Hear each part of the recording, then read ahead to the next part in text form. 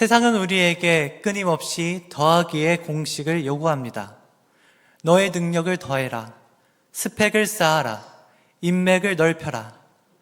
그래서 우리는 내 인생의 숫자를 1에서 10으로 또 10에서 100으로 키우기 위해 전력 질주하고 있습니다. 그것이 성공의 방정식이라고 믿기 때문입니다. 하지만 오늘 우리가 함께 읽은 말씀은 전혀 다른 빼기의 공식에서 더 나아가 영의 공식을 이야기하고 있습니다. 도대체 왜 하나님은 이런 이해할 수 없는 계산법을 우리에게 말씀하시고 계신 걸까요? 오늘 기드온의 이야기를 통해 그 비밀을 함께 알아가고자 합니다. 사사기 6장을 보면 당시 이스라엘은 죄로 인해 미디안 백성에게 7년 동안이나 끔찍한 핍박을 받고 있었습니다. 이때 하나님께서는 기드온에게 너를 통하여 이스라엘 백성들을 구원하실 것이다 라고 말씀하시죠. 기드온은 이런 하나님의 말씀에 처음에는 이렇게 대답합니다. 므낫세 중에 극히 약하고 나는 내 아버지 집에서 가장 작은 자나이다 라고 말하죠.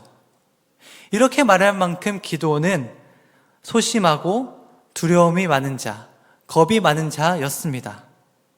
하지만 하나님께서 보여주신 능력과 은혜를 통하여 용기를 얻고 미디안과의 전쟁을 준비하기 시작합니다. 기드온이 나팔을 불자 놀라운 일이 일어났습니다. 무려 32,000명의 이스라엘 백성들이 모여든 것입니다. 물론 적군인 미디안 연합군은 13만 5천 명이었습니다. 굉장히 많은 숫자이죠. 하지만 3만 2천 명도 결코 적은 숫자는 아닙니다. 이순신 장군은 단 12척의 배로 330척의 왜군을 물리쳤습니다. 불가능해 보이는 싸움을 승리로 이끌었던 것이죠. 아마 기드온도 이런 생각을 하지 않았을까요? 그래, 적은 13만이지만 우리에게는 3만 2천의 용사가 있다. 하나님이 함께 하시니 이 정도면 충분히 승리할 수 있다라고 말입니다. 자, 이제 싸움만 하면 됩니다. 기드온은 하나님께서 어떤 기가 막힌 전략을 짜주실지, 나에게 어떠한 기가 막힌 능력을 주실지 기대했을 것입니다. 그런데 하나님께서는 찬물을 끼얹는 듯한 말씀을 하시는데요. 기드온아, 너를 따르는 백성이 너무 많다라고 말씀하십니다. 그러고는 첫 번째 명령을 내리십니다. 사사기 7장 3절을 보겠습니다. 이는 이스라엘이 나를 거슬러 스스로 자랑하기를 내 손이 나를 구원하였다 할까 함이니라. 이전에 잘못 읽게 되었는데요. 제가 7장 3절을 다시 읽도록 하겠습니다. 떠는 자는 길앗산을 떠나 돌아가라 하라. 네. 하나님께서는 기드온에게 첫 번째 명령을 내리셨는데요. 이것은 두려움을 떨고 있는 자들을 다시 돌려보내라는 하나님의 명령이었습니다. 이 명령에 22,000명이 짐을 싸고 다시 돌아가게 됩니다. 그러면 남은 자는 얼마입니까? 1만 명입니다. 기드온은 당황했을 것입니다. 이건 아닌데? 내가 생각했던 것은 이런 흐름이 아닌데? 라고 말입니다. 그래도 이렇게 생각하지 않았을까요? 그래, 하나님의 뜻이 있겠지. 하나님이 나를 향한 계획이 있으시겠지. 라고 말입니다. 그런데 하나님은 멈추시지 않으십니다. 아직도 많다. 라고 말씀하십니다. 그러고는 물가로 데려가서 물 마시는 자세를 보라고 하십니다. 무릎을 꿇고 벌컥벌컥 마시는 자들을 다 탈락시키시고 개처럼 혀로 물을 핥아먹는 자 단 300명만 남겨놓으십니다. 32,000명에서 300명, 전력의 100분의 1도 안 되는 숫자입니다. 이것은 전쟁을 하라는 것이 아니라 죽으러 가라는 것과 같지 않습니까? 마치 싸우지 말라는 것과 같은 것 같습니다. 하나님은 기드온이 의지할 수 있는 모든 인간적인 가능성을 철저하게 영으로 만들고 계신 것입니다. 우리의 삶도 그럴 때가 있지 않습니까? 하나님, 저보고 사명을 감당하라면서요. 잘 살아보라고 하셨잖아요. 하나님의 말씀대로 살아갔을 때 저에게 용기를 주시겠다고, 더하여 주시겠다고 말씀하셨잖아요. 라고 생각할 때가 있습니다. 그런데 엎친 데 덮친 격으로 고난 위에 고난이 닥쳐오기도 합니다. 건강이 무너지고 재정이 마르고 믿었던 사람마저 떠나갈 때가 있습니다.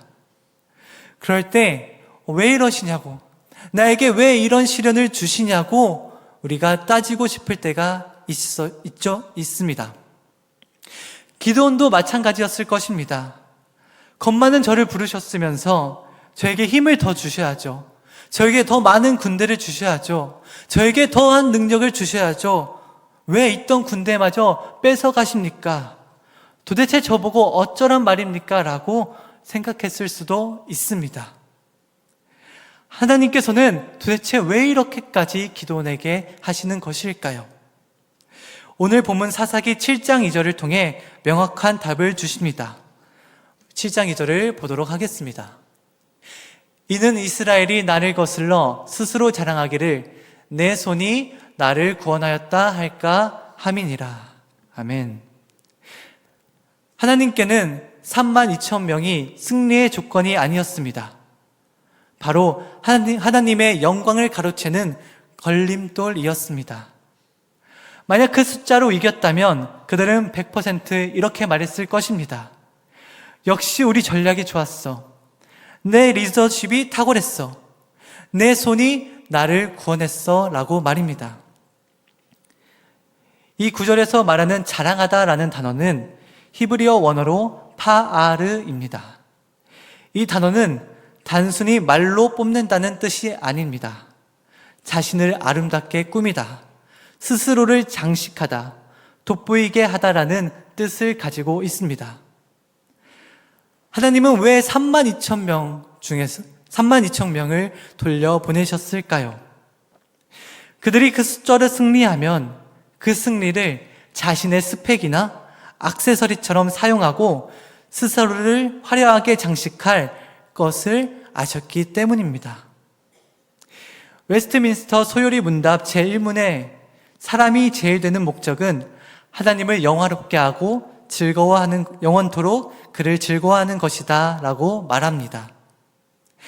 하나님께 영광을 돌리는 것이 우리의 목적인 것입니다. 그러나 이스라엘의 32,000이라는 군대는 하나님이 영광 받으실 자리를 빼앗는 조건이 될 수도 있었던 것입니다. 그런데 우리에게도 하나님의 영광을 빼앗는 32,000이 있지는 않습니까? 나의 탁월한 능력 혹은 든든한 재력, 그리고 남보다 뛰어난 외모나 스펙, 그것들이 하나님의 영광을 빼앗는 조건이 될 수도 있습니다. 심지어 내가 교회에서 하는 헌신이나 봉사도, 나의 너무나도 큰 노력도 그러한 하나님의 영광을 빼앗는 조건이 될 수 있습니다. 그것이 무엇이든지 내가 그것을 뽐내고 내 장식품처럼 여기는 순간 그것은 하나님의 영광을 가리우는 나의 교만이 되어버리고 말 것입니다. 하나님은 우리의 죄성을 아셨던 것입니다. 이스라엘 백성들의 그러한 교만함을 아시고 경계하셨던 것입니다. 이제 300명만 남았습니다. 인간적으로 생각할 때는 승리 가능성은 0%였습니다. 이때 하나님께서 기드온에게 주신 전략이 무엇이었을까요? 엄청난 무기? 아니면은 다윗이 던졌던 물맷돌을 주셨을까요? 아닙니다. 바로 빈 항아리와 횃불이었습니다. 사사기 7장 20절을 보도록 하겠습니다. 사사기 7장 20절에서는 이렇게 말하고 있습니다. 세대가 나팔을 불며 항아리를 부수고 왼손에 횃불을 들고 오른손에 나팔을 들어 불며 외쳐 이르되 여호와와 기드온의 칼이다 하고 라고 말씀합니다. 이들의 전쟁은 언제 승리했습니까? 그들이 자기 손에 든 항아리를 완전히 깨트렸을 때였습니다. 성경은 우리 연약한 인간을 흙으로 빚어진 질그릇이라고 말하고 있습니다. 그리고 그 안에 담긴 보배를 예수 그리스도라고 말합니다. 기드온의 전쟁에서 항아리가 깨져야만 감추어진 횃불이 드러나 어둠을 물리쳤듯이 우리 인생도 나를 감싸고 있는 고집과 자아의 항아리가 완전히 깨어질 때 비로소 내 안에 계신 예수 그리스도의 능력과 빛이 이 세상 밖에 뿜어져 나와 승리하게 될 줄을 믿습니다. 그렇다면 우리가 어떻게 해야 완전히 깨어져 높아지는 게 아닌 영이 될 수 있을까요? 사도행전 4장 32절을 보겠습니다. 믿는 무리가 한 마음과 한 뜻이 되어 모든 물건을 서로 통용하고 자기 재물을 조금이라도 자기 것이라 하는 이가 하나도 없더라.